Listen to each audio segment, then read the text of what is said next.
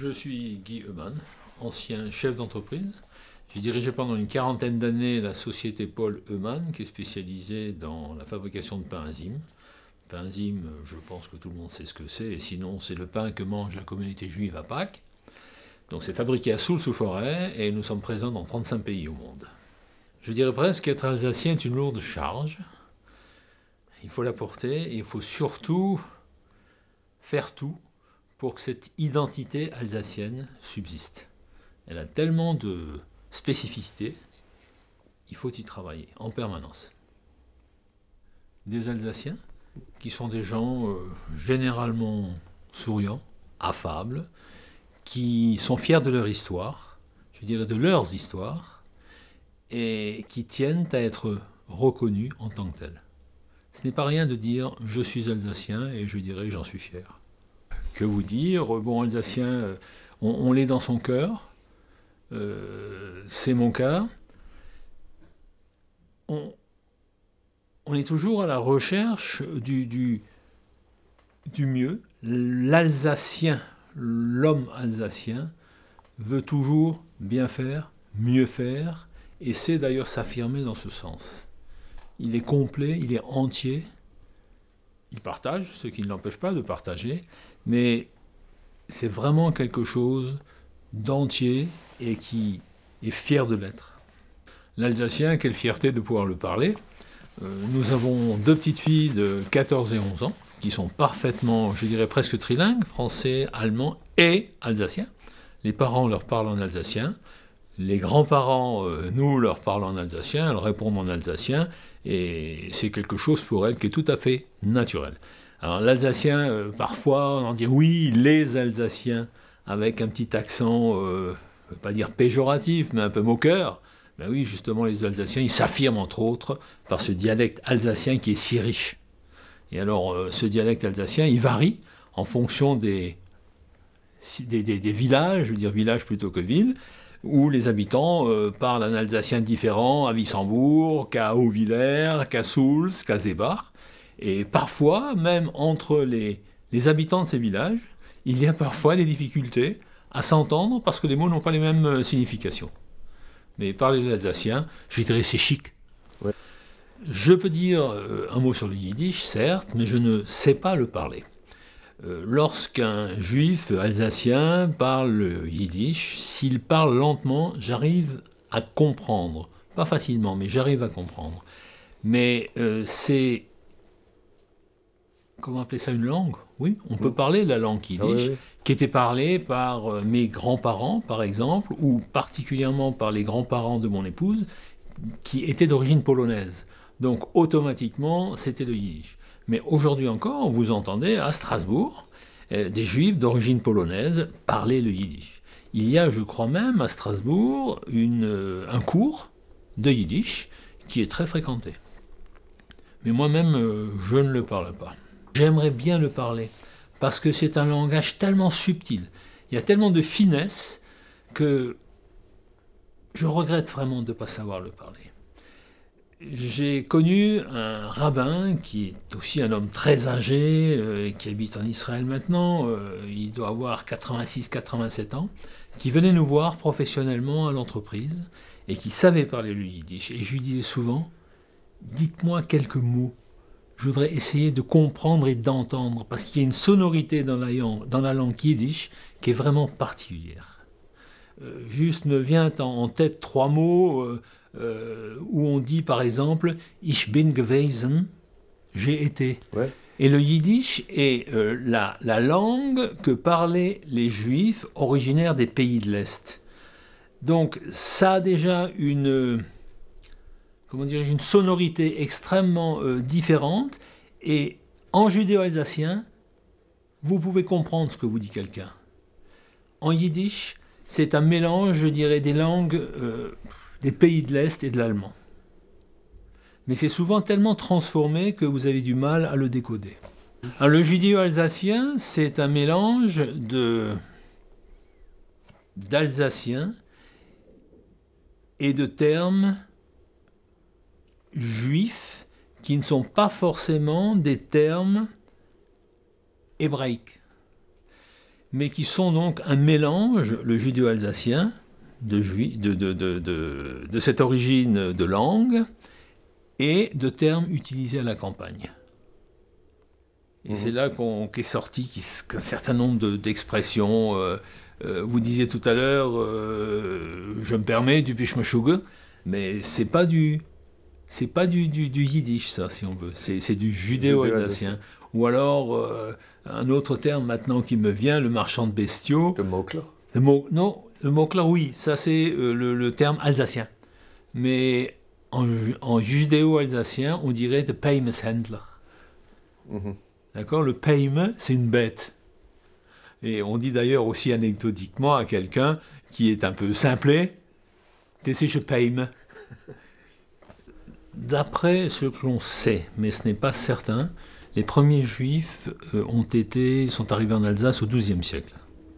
Bon, après, il y a bien sûr toutes les péripéties qu'il peut y avoir au travers des années et des années, mais globalement, en dehors bien sûr de la triste période 39-45, il y a toujours eu, je dirais, une excellente intégration des Juifs en Alsace, un terme que j'aime pas beaucoup, un vivre ensemble qu'on utilise beaucoup aujourd'hui, parfait, une vie intercommunautaire. Je peux parler de ce que moi personnellement j'ai vécu aussi, que je vis toujours.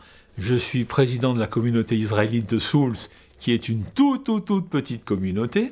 Combien mais 7, 8, surtout des femmes. Et dans la ville de Souls, nous avons bien sûr une paroisse protestante, une paroisse catholique, et la communauté juive. Dès qu'il y a une manifestation chez les uns et chez les autres, et ceci, moi personnellement je l'ai connu depuis que j'y suis, mon père était président de la communauté, avant c'était déjà comme ça, l'un invite l'autre, il ne se passe pas une manifestation, je vous parlais du concert klezmer qui va avoir lieu dans 8 jours, nous aurons les autorités religieuses, et ça ne pose aucun problème, et ça n'a jamais posé de problème.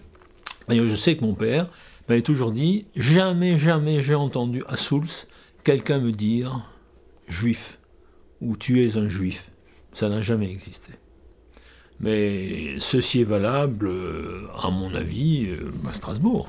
Strasbourg est quand même une ville qui a, là aussi le chiffre est à manier avec des pincettes, plus de 2000 familles, ce qui n'est pas rien parce que on n'a pas de chiffre exact. Et qui, comme vous le savez, est composé aussi de beaucoup de juifs qui sont venus en 62 d'Afrique du Nord. Alors, vous avez les Ashkénazes, qui sont les Juifs des pays de l'Est, Juifs d'Alsace, et vous avez les Séfarades, qui sont les Juifs qui sont venus d'Afrique du Nord.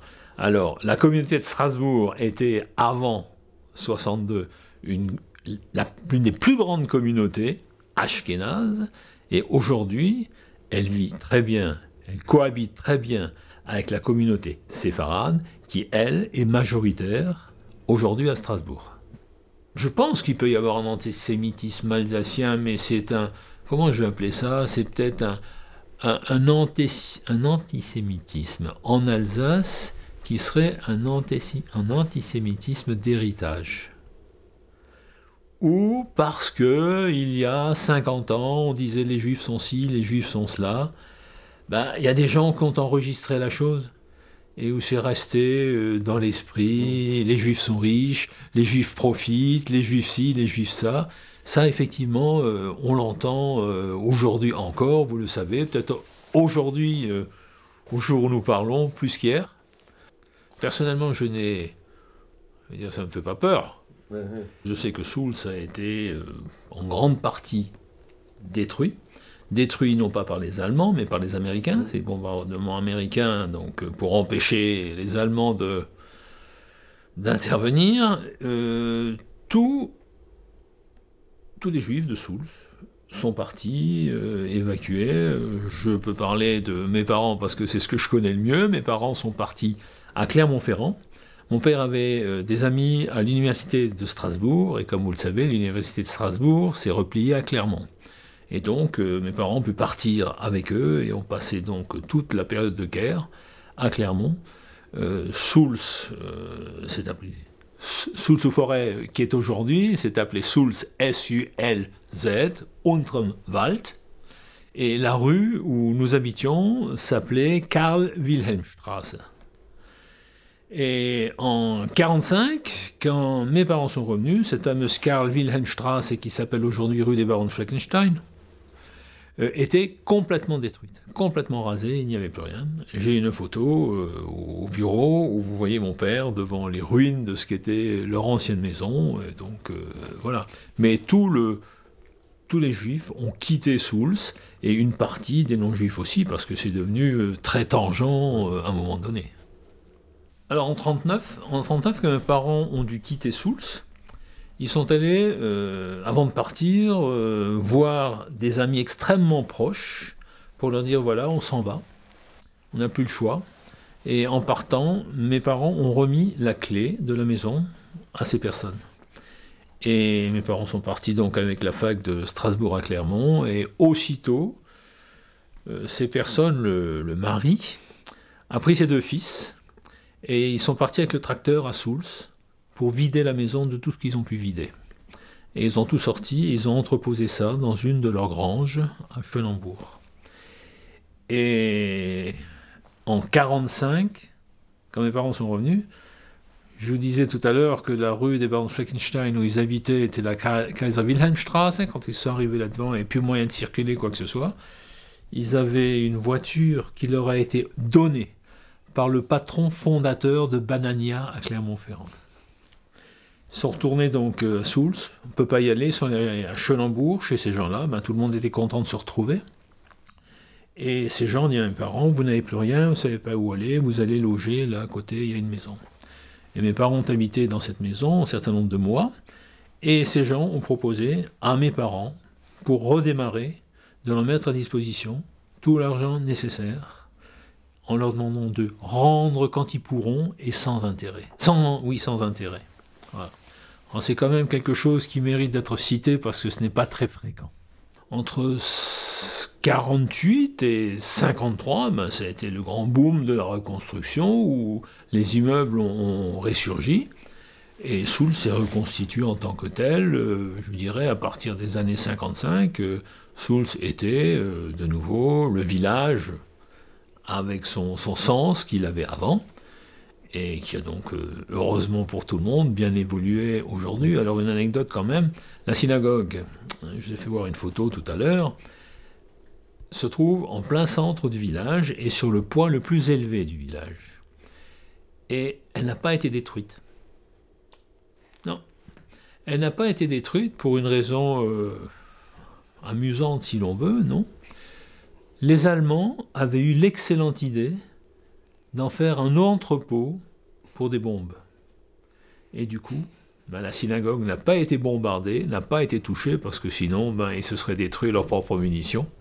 Ce qui fait qu'à l'intérieur, en 1945, avant qu'ils ne partent, ils ont tout saccagé. Mais les murs, qui doivent faire entre 60 et 80 cm d'épaisseur, n'y ont pas touché. De toute façon, ils ne se seraient pas écroulés comme ça. Ce qui a permis, donc, en 1962, de recréer aussi une vie juive à Souls, qui a tenu jusqu'en 1972, avec des offices réguliers, et qui s'est arrêté, malheureusement, par manque de combattants. Souls était une très grosse communauté au XVIIIe siècle. Il y avait, à un moment donné, pratiquement la moitié de la population était juive. Et après, ça s'est dégradé. Quand j'ai la moitié, il y avait près de 350 à 400 juifs à Souls. Et après la guerre, donc, il y avait une cinquantaine de juifs. Et alors, au fur et à mesure, ça s'est étiolé. Et j'ai repris le flambeau de cette synagogue que mon père avait, avec le consistoire israélite du Bas-Rhin, fait reconditionner, je dirais. Parce que là, il y a aussi peut-être un élément qui peut être intéressant. Lors de ce reconditionnement, cette synagogue, qui avait une capacité de 240 personnes, c'est donc déjà un bon morceau, elle a été... On y a mis 2 niveaux à l'intérieur pour en faire une colonie de vacances. Donc il y a un oratoire au rez-de-chaussée, et sur les étages supérieurs, il y avait une colonie de vacances. Et ces locaux ont servi pour la première fois, non pas en tant que colonie de vacances, mais en 1962 qui a été aussi l'année de la reconstruction intérieure du bâtiment, où il y a eu le rapatriement des Juifs d'Afrique du Nord. Et nous avons hébergé à Soultz, pendant quelques mois, des enfants de familles rapatriés qui, en attendant qu'ils trouvent à se poser à Strasbourg dans la région, nous avions ces enfants à Soultz dans cette maison. Donc ça a été sa première vocation. Et après, il y a eu des colonies de vacances, effectivement. Bon, les Juifs ashkénazes. Ouais. Les Juifs ashkénazes étaient ou sont toujours fiers de leur identité alsacienne. Nous sommes, je dirais, d'abord alsaciens, français, juifs. Et ces gens qui venaient des pays de l'Europe de l'Est, comme on disait à l'époque, ce sont des Polacs. Et les Polacs avaient très mauvaise réputation. D'où le fait que les Juifs ashkénazes, alsaciens, disent non, on ne veut pas de vous. Et ils se sont un peu éparpillés de partout. Je crois que les Alsaciens sont des gens authentiques, ça veut dire des gens vrais, qui n'ont pas peur de se faire voir sous leur jour, tels qu'ils sont, sans se défiler par rapport à des réflexions parfois du style « oui, mais vous êtes un Alsacien » qui peut être pris positivement ou négativement. Moi, je sais que je l'ai vécu autant en France qu'à l'étranger, dans les pays, au contraire, là, c'était un compliment. Vous êtes un Alsacien, c'était un titre de noblesse, je dirais. Et j'en étais fier. Et ceci est vrai parce que nous sommes des gens qui tenons parole. Quand nous nous engageons à quelque chose, nous le faisons. Et jusqu'au bout. Et tout ceci amène à cette image de sérieux que représente un Alsacien. Moi, je sais aussi que professionnellement, on m'a dit « Ah, mais si ça vient d'Alsace, on peut faire confiance ». C'est aussi donc des éléments qui sont extrêmement, je dirais, forts pour affirmer cette identité et cette authenticité. Nous sommes des gens vrais. L'Alsacien, je dirais, devrait être, j'espère que ça l'est toujours, quasiment indissociable de l'identité juive. Je ne pense pas, je ne peux pas être aussi affirmatif que ça pour aujourd'hui, que vous trouviez beaucoup de juifs alsaciens ne parlant pas l'alsacien.